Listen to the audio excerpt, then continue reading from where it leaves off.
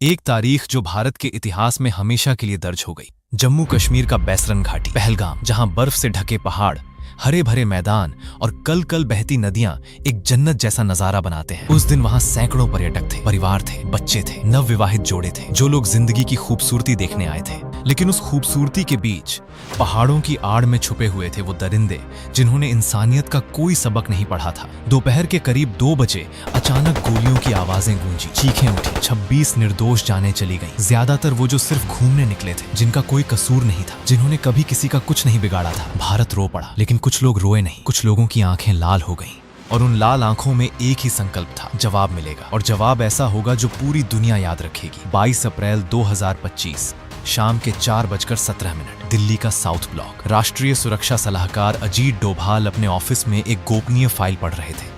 कमरे में बस वो और उनके 2 सहायक थे। अचानक उनका सिक्योर फोन बजा। दूसरी तरफ से आवाज आई, सर, पहलगाम में हमला हुआ है, 26 मृत, हमलावर पहाड़ों में भाग गए।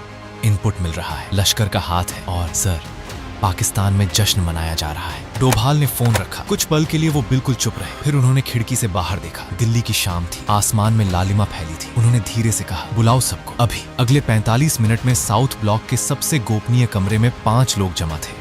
प्रधानमंत्री नरेंद्र मोदी, गृह मंत्री अमित शाह, रॉ चीफ समंत गोयल, सेना प्रमुख जनरल उपेंद्र द्विवेदी और अजीत डोभाल। कमरे में कोई रिकॉर्डिंग नहीं हो रही थी, कोई मिनट्स नहीं लिए जा रहे थे। ये वो मीटिंग थी जिसका कोई कागजी सबूत नहीं होता। मोदी ने पहले बोला, अजीत जी बताइए। डोभाल ने एक फाइल खोली। सर, हमलावरों का लिंक साफ है, द रेजिस्टेंस फ्रंट, लश्कर-ए-तैयबा की एक शाखा। ऑपरेशन की प्लानिंग लाहौर में हुई। पाकिस्तानी ISI का पूरा लॉजिस्टिक सपोर्ट था। हथियार पाकिस्तान से आए, फंडिंग पाकिस्तान से आई। अमित शाह ने पूछा, कितना वक्त लगेगा पूरी तस्वीर साफ होने में? डोभाल ने कहा, तस्वीर साफ है सर, बस ये तय करना है कि हम क्या करेंगे इसके साथ। कमरे में खामोशी छा गई। मोदी ने धीरे से कहा, 26 जिंदगियां, 26 परिवार, कल से पूरा देश सड़क पर होगा, हमें जवाब देना होगा। डोभाल ने सिर हिलाया, जवाब देंगे सर, लेकिन सवाल यह है कि कैसा जवाब। 2016 में सर्जिकल स्ट्राइक की, 2019 में बालाकोट किया। इस बार कुछ अलग चाहिए, कुछ ऐसा जो सिर्फ एक मैसेज न हो बल्कि एक सबक हो। जनरल उपेंद्र द्विवेदी ने कहा, सर, हमारी फोर्सेस तैयार है, बस आदेश दीजिए। डोभाल ने उनकी तरफ देखा,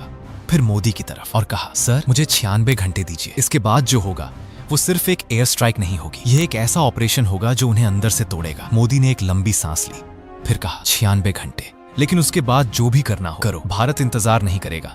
और उसी पल घड़ी की सुई चलने लगी। 96 घंटे, 5760 मिनट, और अजीत डोभाल का सबसे बड़ा खेल शुरू हो गया। उसी रात 11 बजे इस्लामाबाद के एक पॉश इलाके में एक बड़े से बंगले में रोशनियां जल रही थीं। लेकिन ये कोई आम घर नहीं था, ये था पाकिस्तानी ISI का एक सीक्रेट सेफ हाउस। अंदर बैठे थे 3 लोग, ISI के डायरेक्टर जनरल, पाकिस्तान आर्मी का एक ब्रिगेडियर और एक तीसरा शख्स जिसकी पहचान अभी तक कोई नहीं जानता। ISI चीफ एक नक्शे पर उंगली रखते हुए बोला, भारत चाहे जो करे, हम तैयार हैं, हमारे नेटवर्क को एक्टिवेट कर दो। इस बार वो हम पर हाथ डालने की हिम्मत नहीं करेंगे। ब्रिगेडियर ने पूछा, सर, अगर उन्होंने एयर स्ट्राइक की? ISI चीफ ने मुस्कुराते हुए कहा, तो हम भी करेंगे, और इस बार उनके शहर निशाने पर होंगे। वो तीसरा आदमी जो अब तक चुप था, उसने धीरे से कहा, हमारे 40 स्लीपर सेल्स तैयार हैं, दिल्ली, मुंबई, अहमदाबाद में, बस एक सिग्नल का इंतजार है। सेफ हाउस में ठहाके लगे, लेकिन उन्हें नहीं पता था कि उस घर से 200 मीटर दूर एक बंद दुकान की छत पर एक आदमी बैठा था, छोटी सी डिवाइस के साथ, और वो हर शब्द रिकॉर्ड हो रहा था। उस आदमी का नाम था अनिल वर्मा, लेकिन पाकिस्तान में उसे जानते थे अहमद अंसारी के नाम से। एक छोटा मोटा कारोबारी जो पिछले 8 सालों से इस्लामाबाद में रहता था, पड़ोसियों से हंस बोलकर मिलता था, मस्जिद में नमाज पढ़ता था, लेकिन असल में वो था रॉ एजेंट, कोड नेम शिकारी। उसने रिकॉर्डिंग एक एन्क्रिप्टेड डिवाइस में ट्रांसफर की, फिर एक सादे कागज पर लिखा, 40 स्लीपर सेल्स, 3 शहर, सिग्नल का इंतजार। उसने वो कागज एक डमी सिम से एक नंबर पर भेजा। वो नंबर सीधा जाता था दिल्ली में एक बेसमेंट ऑफिस में, जहां उसे पढ़ा अजीत डोभाल ने। डोभाल ने समंत गोयल को बुलाया, गोयल जी, स्थिति और गंभीर है जितनी हमने सोची थी। इनके पास भारत के अंदर 40 स्लीपर सेल्स हैं और ये किसी भी वक्त एक्टिवेट हो सकते हैं। गोयल ने गंभीरता से कहा, सर, अगर हमने बाहर स्ट्राइक की तो अंदर से भी हमला हो सकता है। डोभाल की आंखों में एक चमक आई, बिल्कुल सही, इसीलिए इस बार हम दोनों मोर्चों पर एक साथ लड़ेंगे। 23 अप्रैल 2025 सुबह के 6 बजे डोभाल के सामने एक टेबल पर 3 फाइलें थीं। पहली, पाकिस्तान में मौजूद आतंकी ठिकानों की लिस्ट। दूसरी, भारत में मौजूद स्लीपर सेल्स की अधूरी जानकारी। तीसरी, एक नक्शा जिस पर कुछ लाल और कुछ नीले निशान थे। डोभाल ने अपनी टीम को देखा, 5 लोग, सब के सब वो जिन पर वो सबसे ज्यादा भरोसा करते थे। सुनो, उन्होंने कहा, हमारे पास 74 घंटे बचे हैं। इन 74 घंटों में हमें 3 काम करने हैं। पहला, भारत के अंदर सभी स्लीपर सेल्स को ढूंढकर निष्क्रिय करना। दूसरा, पाकिस्तान के अंदर उन ठिकानों की पक्की जानकारी हासिल करना जहां से हमला प्लान हुआ। और तीसरा, एक ऐसा ऑपरेशन तैयार करना जो सिर्फ मिसाइल से न लड़े बल्कि दिमाग से भी। एक अधिकारी ने कहा, सर 74 घंटे में ये सब? डोभाल ने उसकी तरफ देखा और शांत स्वर में कहा, इस देश के जवानों ने 1971 में 14 दिनों में पाकिस्तान को 2 टुकड़ों में कर दिया था। 74 घंटे बहुत है। कमरे में कोई नहीं बोला। उधर इस्लामाबाद में शिकारी यानी अनिल वर्मा को एक नई समस्या का सामना था। रात वाली मीटिंग के बाद आईएसआई ने पूरे शहर में सिक्योरिटी टाइट कर दी थी। उनके नेटवर्क को लग रहा था कि कोई उन्हें ट्रैक कर रहा है। 2 आईएसआई जासूस अनिल के मोहल्ले में चक्कर लगा रहे थे। अनिल के पास टाइम कम था। उसने दिल्ली को मैसेज भेजा, सर प्रेशर बढ़ रहा है, मुझे लगता है मेरी पहचान खतरे में है, लेकिन मुझे एक बड़ी इंफॉर्मेशन मिली है। आईएसआई के एक अधिकारी ने कहा कि स्लीपर सेल्स को कोड नेम दिया गया है, ऑपरेशन मिर्जा। लीडर का नाम है जाहिर उल इस्लाम, दिल्ली बेस्ड, ट्रेड कर रहा है इंपोर्ट एक्सपोर्ट के नाम पर। बाकी 2 शहरों के लीडर्स उससे जुड़े हैं। डोभाल ने मैसेज पढ़ा। उन्होंने तुरंत आईबी चीफ को फोन किया, दिल्ली में एक आदमी है जाहिर उल इस्लाम, इंपोर्ट एक्सपोर्ट का कारोबार, उसे ढूंढो, लेकिन हाथ मत लगाना अभी, बस नजर रखो। आईबी की पूरी टीम हरकत में आ गई। 3 घंटे में जाहिर उल इस्लाम का पता लग गया। दक्षिणी दिल्ली में एक शानदार फ्लैट में रहता था। रोज सुबह जॉगिंग करता था। देखने में बिल्कुल आम आदमी, लेकिन उसके फोन कॉल्स कुछ और बता रहे थे। आईबी ने उसके कनेक्शन ट्रेस किए। मुंबई में एक दर्जी, अहमदाबाद में एक केमिस्ट, दोनों पर नजर रखी गई। धीरे धीरे पूरा नेटवर्क सामने आने लगा। 23 अप्रैल 2025 दोपहर 2 बजे, यानी हमले के 24 घंटे बाद, डोभाल ने एक और इमरजेंसी मीटिंग बुलाई। इस बार उसमें air force chief air chief marshal V R Chaudhari भी थे। डोभाल ने कहा, सर हमें 2 तरफा ऑपरेशन चलाना है, बाहर और अंदर, दोनों एक साथ। 1 मिनट का भी फर्क नहीं होना चाहिए। एयर चीफ ने पूछा, टारगेट्स कौन से हैं? डोभाल ने नक्शे पर 9 निशान दिखाए। बहावलपुर, जहां जैश का हेडक्वार्टर है, मुरीद के लश्कर का मेन ट्रेनिंग कैंप, और 7 और ठिकाने जो पाकिस्तान और पाक अधिकृत कश्मीर में हैं।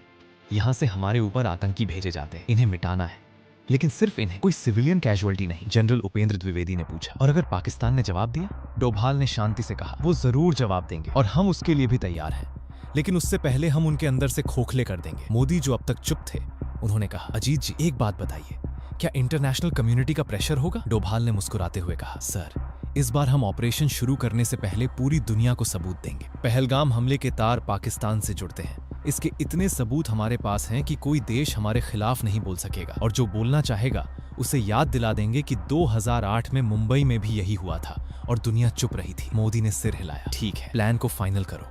उधर पाकिस्तान में अनिल वर्मा यानी शिकारी को एक और खतरनाक खबर मिली।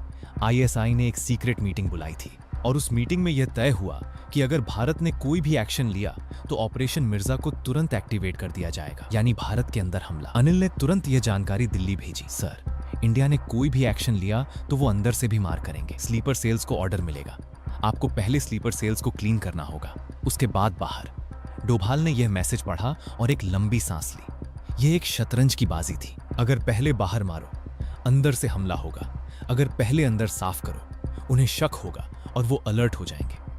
दोनों को एक साथ करना था, ठीक एक ही पल में। डोभाल ने कागज पर लिखा, एक तरफ बाहर, दूसरी तरफ अंदर, दोनों के बीच एक तीर खींचा और उस तीर के ऊपर लिखा, एक साथ। 24 अप्रैल 2025 रात 11 बजे, यानी हमले के 48 घंटे बाद, मुंबई और अहमदाबाद में एक साथ एक ऑपरेशन शुरू हुआ।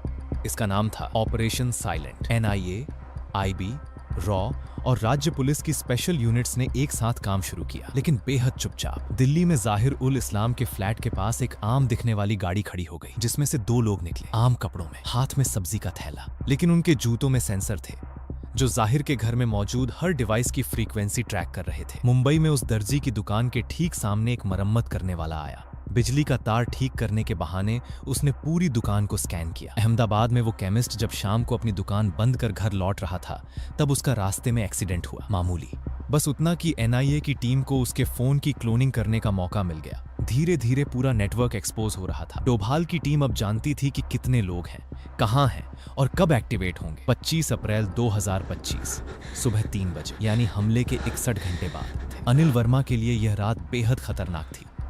आईएसआई के एक ऑफिसर ने उसके बारे में कुछ शक जाहिर किया था। एक छोटी सी बात, एक गलती।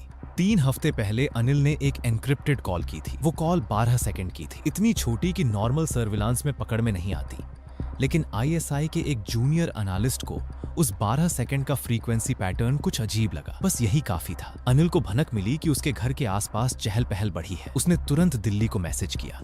शायद आखिरी मैसेज है, लेकिन एक आखिरी जरूरी बात। आईएसआई का कोड वर्ड है परवाज। जैसे ही यह कोड वर्ड भेजा जाएगा, सभी स्लीपर सेल्स एक्टिवेट हो जाएंगे। इसे रोको। डोभाल ने मैसेज पढ़ा और उनके माथे पर एक शिकन आई। परवाज। उन्होंने तुरंत अपनी साइबर टीम को बुलाया। यह कोड वर्ड किस चैनल से भेजा जाएगा, ट्रेस करो, और जब भी यह भेजा जाए उसे ब्लॉक करो, रिप्लेस करो एक फर्जी मैसेज से जो उन्हें लगे उनका ही है। साइबर टीम के लीड ने कहा, सर ये बहुत रिस्की है, अगर वो समझ गए तो। डोभाल ने उसकी बात काटी। इसीलिए तो तुम हो, इसी के लिए तुम्हें ट्रेन किया गया है। करो। 25 अप्रैल 2025 दोपहर 12 बजे पाकिस्तान की तरफ से कुछ अलग हो रहा था। वहां की आर्मी हाई अलर्ट पर थी। पाकिस्तानी न्यूज चैनल चिल्ला रहे थे कि भारत हमला करने वाला है। पाकिस्तानी पीएम बयान दे रहे थे, लेकिन असली हलचल कैमरों के सामने नहीं थी। असली हलचल थी उन बंकरों में जहां पाकिस्तानी मिसाइल सिस्टम एक्टिवेट हो रहे थे। रॉ का एक और एजेंट जो पाकिस्तानी मीडिया में एक पत्रकार की आड़ में काम करता था, उसने एक तस्वीर खींची एक कन्वॉय की जो रावलपिंडी से निकली थी और उत्तर की तरफ जा रही थी। वो तस्वीर डोभाल तक पहुंची। डोभाल ने उसे देखकर कहा, यह मिसाइल ट्रांसपोर्टेशन है। वो अपनी मिसाइल्स पोजीशन में ले जा रहे हैं। इसका मतलब है उन्हें पता है कि हम कुछ करने वाले हैं। समंत गोयल ने कहा, सर तो क्या ऑपरेशन पोस्टपोन? डोभाल ने तुरंत कहा, नहीं, इससे उल्टा होगा। अगर हम रुकें तो उनका हौसला बढ़ेगा और हमारे स्लीपर सेल क्लीनअप का टाइम विंडो निकल जाएगा। हम समय पर चलेंगे। 25 अप्रैल 2025 रात 8 बजे थे। अजित डोभाल मोदी के सामने बैठे थे। सर सब कुछ तैयार है। कल सुबह 3 बजे ऑपरेशन शुरू होगा। एयरफोर्स टारगेट्स पर मारेगी। उसी वक्त आईबी और एनआईए तीनों शहरों में गिरफ्तारियां करेंगी और हमारी साइबर टीम उनके कोड वर्ड परवाज को ब्लॉक कर देगी। मोदी ने कहा, अजित जी अगर एक भी चीज मिस हुई तो? डोभाल ने सीधे आंखों में देखा। सर मिसाइलें निशाना नहीं चूकेंगी, एजेंट्स नेटवर्क नहीं छोड़ेंगे और यह देश अपने लोगों को नहीं छोड़ेगा। मोदी ने एक लंबी सांस ली, खिड़की की तरफ देखा, फिर कहा, करो। 26 अप्रैल 2025 रात 12 बजे एयरफोर्स बेस पर रौनक थी जो किसी को नहीं दिखाई दे रही थी। विंग कमांडर राहुल शर्मा अपने राफेल जेट के सामने खड़े थे। उनके साथ 7 और पायलट थे। सबके चेहरों पर एक शांत दृढ़ता थी। डोभाल का फोन आया, राहुल कल सुबह 3 बजे तुम उड़ोगे। 9 टारगेट्स, हर टारगेट पर 1 से ज्यादा स्ट्राइक। कोई भी टारगेट बचना नहीं चाहिए और सबसे जरूरी सिर्फ वही जगह जो मार्क है, 1 इंच इधर उधर नहीं। राहुल ने कहा, सर समझ गया। एक बात और, डोभाल ने धीरे से कहा, तुम 26 लोगों की आवाज हो कल, जो घाटी में गए थे और वापस नहीं आए। राहुल की आंखें भर आईं, लेकिन उन्होंने कुछ नहीं कहा, बस सिर हिला दिया। 26 अप्रैल 2025 रात 1 बजे दिल्ली में एनआईए की स्पेशल टीम 3 वैन में बैठी थी। जाहिर उल इस्लाम के घर से 500 मीटर दूर। इंचार्ज ने वॉकी टॉकी पर कहा, सुनो सब, जब तक 3:02 न हो कोई हिलेगा नहीं। ठीक 3:02 पर एक साथ तीनों शहरों में एंट्री होगी। मुंबई में, अहमदाबाद में एक जैसी तैयारी थी, एक जैसा इंतजार। 26 अप्रैल 2025 रात 2:45 बजे साइबर टीम के हेड ने डोभाल को बताया, सर आईएसआई के चैनल पर हलचल है, शायद वो परवाज भेजने की तैयारी में है। डोभाल ने कहा, ब्लॉक के लिए तैयार रहो। सर एक रिस्क है, अगर वो देख गए कि मैसेज डिलीवर नहीं हुआ तो वो दूसरे चैनल पर जाएंगे। डोभाल ने कहा, इसीलिए ब्लॉक नहीं करेंगे, बदलेंगे। मतलब मैसेज जाने देंगे, लेकिन परवाज की जगह कुछ और पहुंचेगा, एक कोड वर्ड जिसका मतलब होगा रुको, अभी नहीं। साइबर हेड ने आंखें चौड़ी कर दी। सर ये बहुत ज्यादा रिस्की है, मैं जानता हूं, लेकिन कभी कभी सबसे ज्यादा रिस्की काम ही सबसे ज्यादा काम करता है। 26 अप्रैल 2:58 बजे इस्लामाबाद से एक एनक्रिप्टेड मैसेज निकला। उसमें लिखा था परवाज, लेकिन जब तक वो तीनों शहरों में पहुंचा उसमें एक बदलाव हो चुका था। दिल्ली के जाहिर उल इस्लाम के फोन पर आया इंतजार, मुंबई में आया इंतजार, अहमदाबाद में आया इंतजार। स्लीपर सेल्स रुक गए। इस्लामाबाद सोचता रहा कि उनका मैसेज पहुंच गया। भारत में उनके एजेंट सोचते रहे कि ऊपर से और वक्त मिला। और उधर 26 अप्रैल 2025 सुबह 3 बजे वो पल जिसका इंतजार था। राहुल शर्मा के राफेल ने उड़ान भरी अंधेरे आसमान में। उनके पीछे 7 और जेट। जमीन पर 3 शहरों में वैन के दरवाजे खुले और एक साथ एक ही वक्त पर 2 मोर्चे खुले। बहावलपुर में जैश ए मोहम्मद के हेडक्वार्टर पर पहली मिसाइल गिरी। सुबह 3:02 बजे मुरीदके में लश्कर के ट्रेनिंग कैंप पर 3:04 बजे पाक अधिकृत कश्मीर के 60 ठिकानों पर एक के बाद एक हर मिसाइल ने वो निशाना मारा जो तय था, एक भी इंच इधर उधर नहीं। उसी वक्त दिल्ली में जाहिर उल इस्लाम के दरवाजे पर 3 बजे। कौन है? उसने आंखें मलते हुए पूछा। पुलिस। दरवाजा खोलो, उसने सोचा। रोजमर्रा की चेकिंग होगी। उसने दरवाजा खोला और अगले 30 सेकंड में वो जमीन पर था, हथकड़ी में। मुंबई में वो दर्जी अपनी दुकान के पिछवाड़े हथियार छुपा रहा था। उसे नहीं पता था कि एनआईए की टीम पहले से वहां थी। अहमदाबाद में वो केमिस्ट सोया हुआ था। उसकी नींद में खलल पड़ा जब उसके घर की लाइटें एक साथ जली। अगले 47 मिनट में 38 स्लीपर सेल्स गिरफ्तार, 2 मुठभेड़ में ढेर, पूरा नेटवर्क ध्वस्त। 26 अप्रैल 2025 सुबह 5 बजे पाकिस्तान में ISI हेडक्वार्टर में खलबली मच गई। 9 ठिकाने तबाह हो चुके थे और भारत के अंदर से कोई सिग्नल नहीं आ रहा था। ISI चीफ ने चिल्लाया, परवाज क्यों नहीं एक्टिवेट हुआ? उसके सहायक ने कांपते हुए कहा, सर हमने मैसेज भेजा था, लेकिन क्या? वो मैसेज बदल गया था।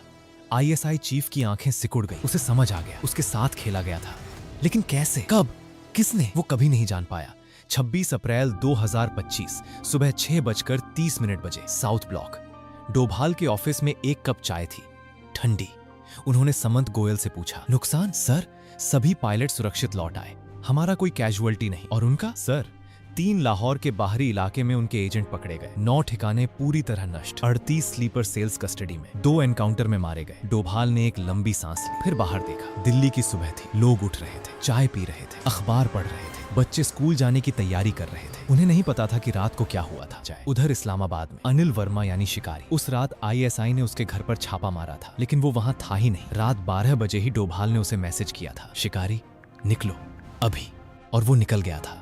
एक छोटी सी बैग, एक फर्जी पासपोर्ट और 8 साल की जिंदगी जो उसने पाकिस्तान में एक अजनबी के रूप में जी थी, वो सब छोड़कर काबुल होते हुए वो दिल्ली पहुंचा। एयरपोर्ट पर कोई स्वागत नहीं था, कोई माला नहीं, कोई कैमरा नहीं, बस एक आदमी खड़ा था जिसने उसे देखकर सिर हिलाया, और वो काफी था। 7 मई 2025 जब ऑपरेशन सिंदूर का ऐलान हुआ, दुनिया ने देखा भारतीय मिसाइलें, भारतीय जांबाजी, भारतीय संकल्प। लेकिन जो दुनिया ने नहीं देखा वो था वो 96 घंटे का वो खेल जो उससे पहले खेला गया था। वो 96 घंटे जिसमें एक आदमी ने बिना किसी फौज के, बिना किसी हथियार के दुश्मन को उसी की भाषा में जवाब दिया, दिमाग से, रणनीति से, और उस देश के प्रति अटूट प्रेम से जिसकी माटी ने उसे बनाया था। आज भी पाकिस्तान नहीं जानता कि उनका परवाज कोड बदला किसने था।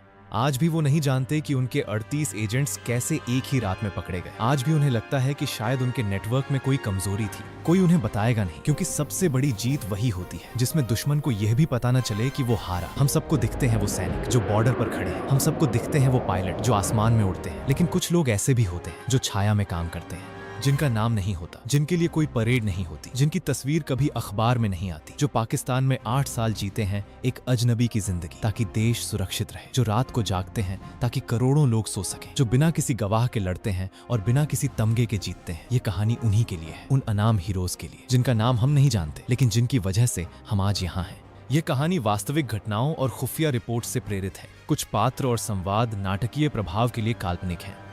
यह एक डॉक्यूमेंट्री थ्रिलर है जो आपको सोचने पर मजबूर करती है। कितने ऐसे ऑपरेशंस हुए होंगे जिनके बारे में हम कभी नहीं जानेंगे। अगर यह कहानी आपके दिल को छू गई तो इस वीडियो को लाइक करें, शेयर करें और सब्सक्राइब करें, क्योंकि यहाँ हम वो कहानियां लाते हैं जो आपने कहीं नहीं सुनी। अगली कहानी में मिलते हैं एक और ऐसे ही मास्टर